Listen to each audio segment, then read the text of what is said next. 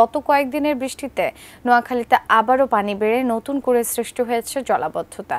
এতে ভোগান্তি বাড়ছে স্থানীয়দের। নোয়াখালী জেলা শহর মাইজদী থেকে বিস্তারিত জানাতে সরাসরি যুক্ত হচ্ছেন সহকর্মী ফয়জুল ইসলাম জাহান। ফয়জুল, কি অবস্থা? নোয়াখালীর বন্যা পরিস্থিতির খবর জানাবেন আমাদের।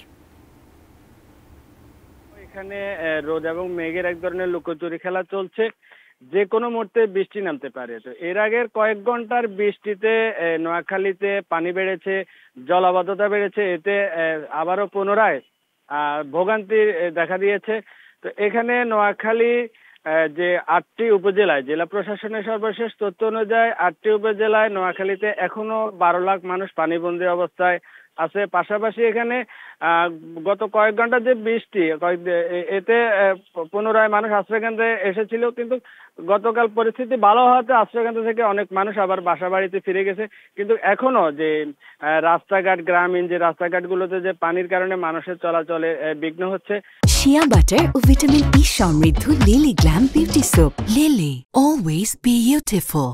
স্থানীয়দের যে বিষয়টা, যে এর আগে 1.5 মাস আগে নোয়াখালীতে যে ভয়াবহ বন্যা পরিস্থিতির কারণে যে জলাবদ্ধতাটা একটা স্থায়ী রূপ নিয়েছে এবং বৃষ্টি হলে এখানে নোয়াখালীতে পানি বাড়ে, জলাবদ্ধতার সৃষ্টি হয়। এটা মূলত গত 1.5 মাস ধরে চলছে। মূলত বিষয়টা হচ্ছে এরকম, রোদ হলে পানি কমে, জলাবদ্ধতা কমে, আবার বৃষ্টি হলে পানি বৃদ্ধি পেয়ে জলাবদ্ধতার সৃষ্টি হয়, মানুষের ভোগান্তি হয়। তো এ নিয়ে মূলত যে বিষয়টা হচ্ছে, যে স্থানীয়দের অভিযুক্ত হচ্ছে যে এখানে জলাবদ্ধতা বা পানি নিষ্কাশনের যে বিষয়টা, যে নোয়াখালীর যে প্রধান খাল, জলাশয় এগুলোর ড্রেনেজ ব্যবস্থা একবারে অচল। তো তারা প্রশাসনের কাছে এ বিষয়ে যথাযথ ব্যবস্থা নেওয়ার দাবি জানিয়েছে। জেলা প্রশাসন থেকেও এখানে নানা ধরনের প্রকল্প হাতে নেওয়া হয়েছে। জেলা প্রশাসক খন্দকার ইশতিয়াক আহমেদ যে বিষয়টি জানিয়েছেন যে এখানে এই প্রকল্পগুলো বাস্তবায়িত হলে তাদের দুর্ভোগ লাভক হবে, তিনি সেই প্রত্যাশাটা করছেন।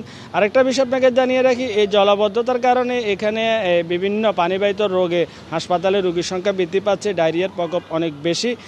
সেখানে নোয়াখালী 250 শয্যার যে জেনারেল হাসপাতাল, সেখানে আমি সকালে খবর নিয়েছি যে ডায়রিয়া রোগী অনেক বৃদ্ধি পেয়েছে, তারা চিকিৎসা সেবা দিতে হিমশিম খাচ্ছে। এই হচ্ছে নোয়াখালী জলাবদ্ধতার পরিস্থিতি নিয়ে আমার কাছে সর্বশেষ।